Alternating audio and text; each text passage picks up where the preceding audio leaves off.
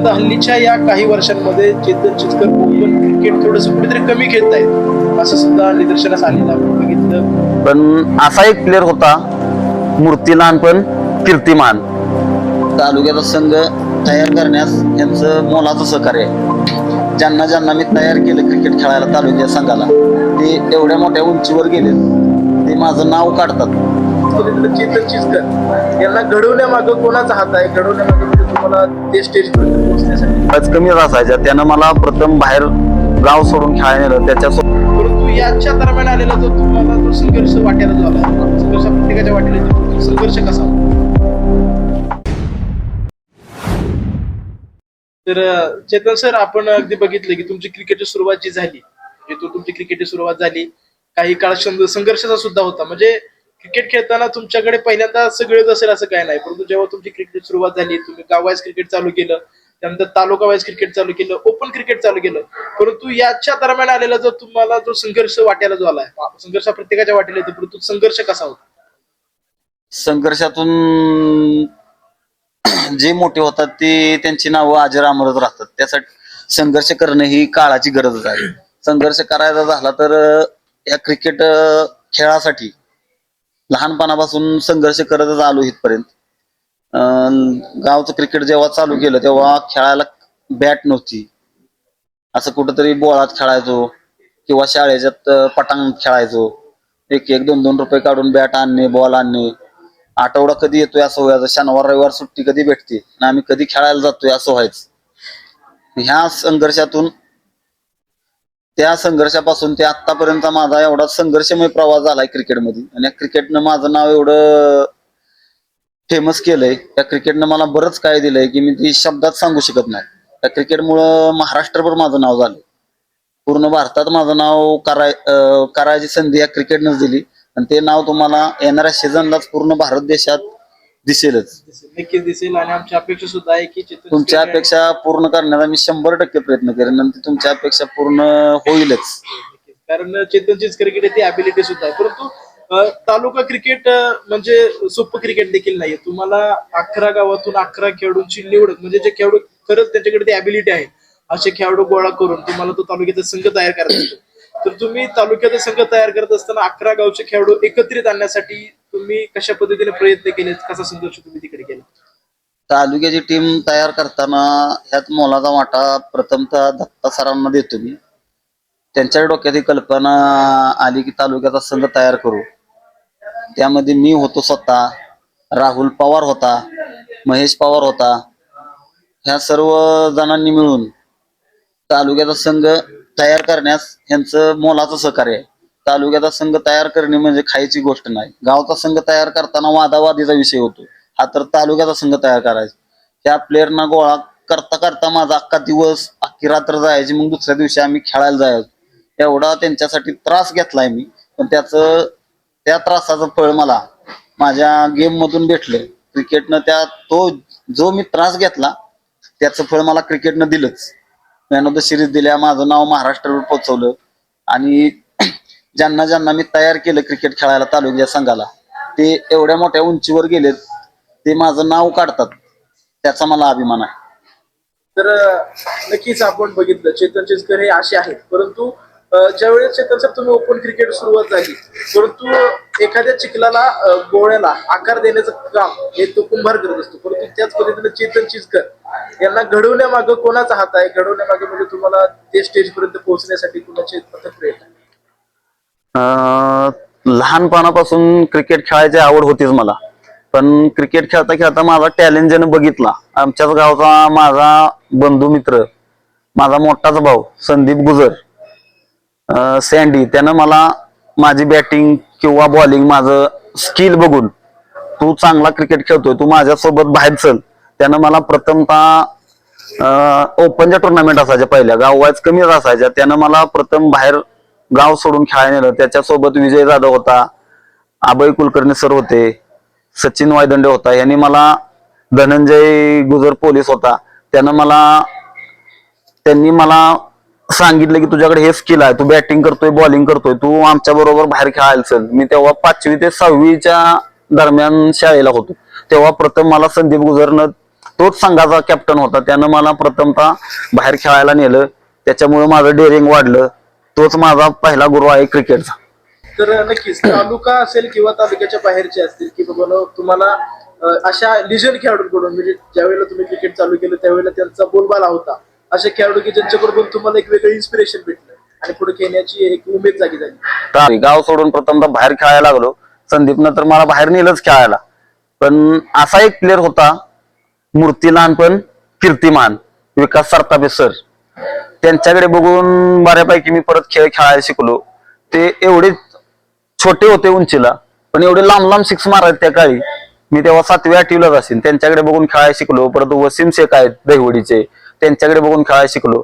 ते आपल्या सातारा जिल्ह्यातले टेनिस क्रिकेटचे बाप म्हणले तर चालतील. वसीम शेख आहेत, विकास सरतापे सर आहेत.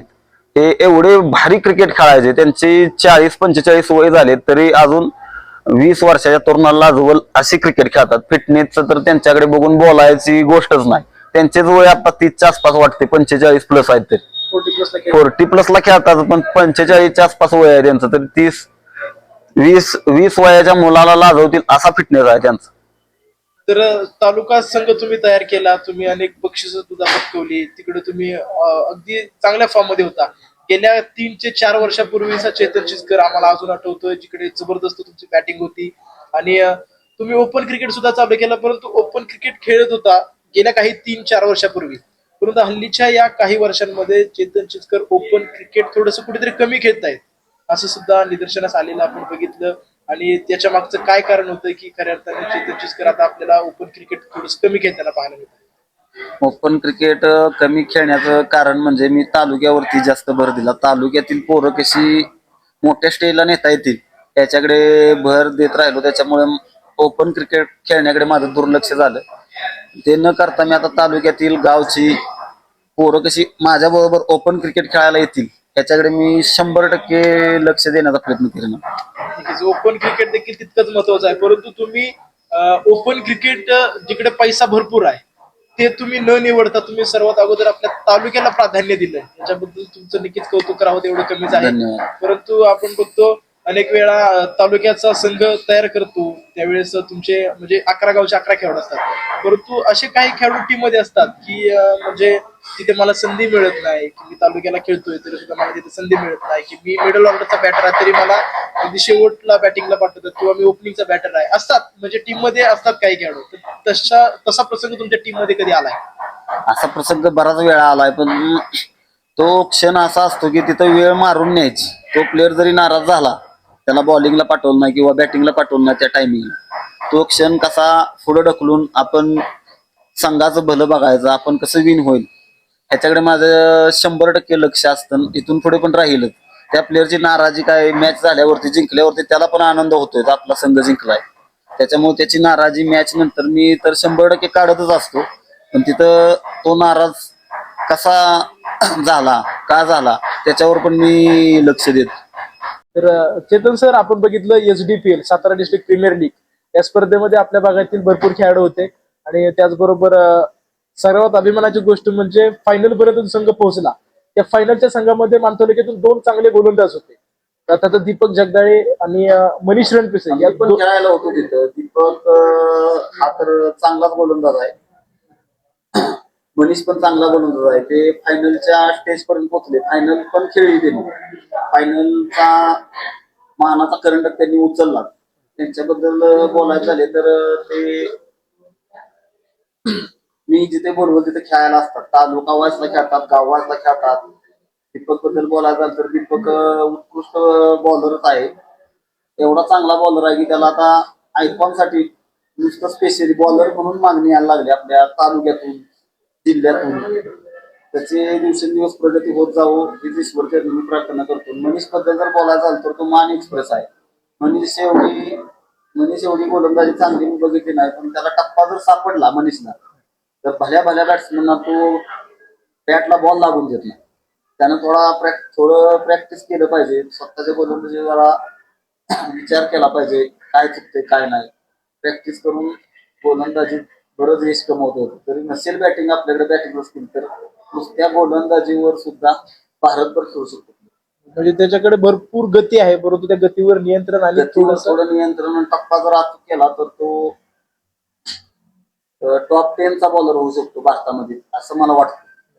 त्याचबरोबर नक्कीच तुम्ही आपण बघितलं की दीपक आणि मनीष तुमच्या संघामध्ये म्हणजे लीग स्टेजेसच्या मॅचेस होत्या, लिलाव प्रक्रियेद्वारे तुम्ही त्यांच्यावरती सातत्याने विश्वास दाखवलाय, परंतु त्यांना तुम्ही कोणत्या म्हणजे त्यांच्यावर विश्वास दाखवून तुम्ही त्यांना संधी देत असता? त्यांच्याकडे एकच असं स्किल आहे ते जिथं सांगेल त्याच टप्प्यावरती बॉलिंग करतात. त्या बॉलर साठी मी जिथं जिथं बोली लागते तिथं तिथं सर्वात जास्त बोली मनीषसाठी आणि दीपकसाठी मी प्रत्येक ठिकाणी बोली लावत असतो. म्हणजे माझे आवडते बॉलर आहेत मान तालुक्यातील. त्यांची प्रगती हो हीच ईश्वरचरणी प्रार्थना करतो. त्याचबरोबर चेतन सर आपण आता नक्कीच बघितलं आपल्या भागातील म्हणजे हा पॉडकास्टचा चॅनल आपण डीजे स्पोर्ट्स करता, मग तुमचा मौल्यवान वेळ आपण या पॉडकास्ट मध्ये दिला, त्याच्याबद्दल तुमचं मनपूर्वक धन्यवाद आपण धन्यवाद देऊयात. आणि त्याचबरोबर या पॉडकास्टची सुरुवात आपल्या भागातील खेळाडू आणि त्यांचा जीवन प्रवास त्यांचा स्ट्रगल आहे तो सर्वांपर्यंत पोहोचावा यासाठी आपण या चॅनलच्या माध्यमातून प्रयत्न करतो. तर या चॅनल बद्दल काय सांगता? प्रथमतः या चॅनलच्या मालकाचे दीपक जगदाळे रानंदगावचे आहेत, त्यांचे मी आभार मानतो की त्यांनी मला ह्या त्यांच्या डीजे कट्ट्यावरती क्रिकेट बद्दल 4 शब्द बोलण्याची संधी दिली, त्याबद्दल त्यांचे आभार मानतो. आणि मराठी समालोचक त्याच गावचे सुपुत्र आहेत रानंदगावचे सूरज बोंडवे, त्यांचेही मनापासून मी आभार मानतो की त्यांनी माझी मुलाखत घेतली, माझी बाईट्स घेतली क्रिकेट बद्दल. अशी संधी परत परत येणार नाही क्रिकेटमध्ये. यांच्या माध्यमातून ह्या बाईट्स मधून किंवा मुलाखतीमधून कसे आपले प्लेयर मोठे होतील किंवा या डीजे कट्ट्यामधून भारतभर आपल्या प्लेयरचे नाव कसे होईल किंवा हा प्लेयर कानाकोपऱ्यात भारताच्या माहीत पडला पाहिजे, त्यासाठी यांनी हा एक नवीन उपक्रम राबवलाय. हा उपक्रम भारत देशाच्या कानाकोपऱ्यात जावा, दिवसेंदिवस या डीजे स्पोर्टला डीजे कट्ट्याला भारतभरातून मागणी यावी अशी मी ईश्वरचरणी प्रार्थना करतो. आणि आज मराठी समालोचकाचे पुन्हा एकदा मी आभार मानतो सूरज बोंडवेचे की त्यांनी इथे येऊन माझ्या आयुष्याबद्दल क्रिकेटबद्दल जे काही मला प्रश्न विचारले ते माझ्या भूतकाळातील गोष्टींना त्यांनी उजाळा दिला. बालपणीच्या असो माझ्या मिडल एजच्या असो त्या गोष्टी मला आठवून दिल्या, त्याबद्दल मी त्यांचे आभार मानतो. परत एकदा तुम्ही आमच्या डीजे स्पोर्ट्सला एक आपला मौल्यवान वेळ जिकडे तुम्हाला आता भरपूर मागणी आहे, परंतु आम्हाला एक चांगला वेळ तुमच्यापर्यंत तुमच्याशी गप्पा मारण्यासाठी आम्हाला संधी दिली, त्याबद्दल तुमचं पुन्हा एकदा आपण मनपूर्वक आभार व्यक्त करूयात आणि हा पॉडकास्ट आपण इथे धन्यवाद.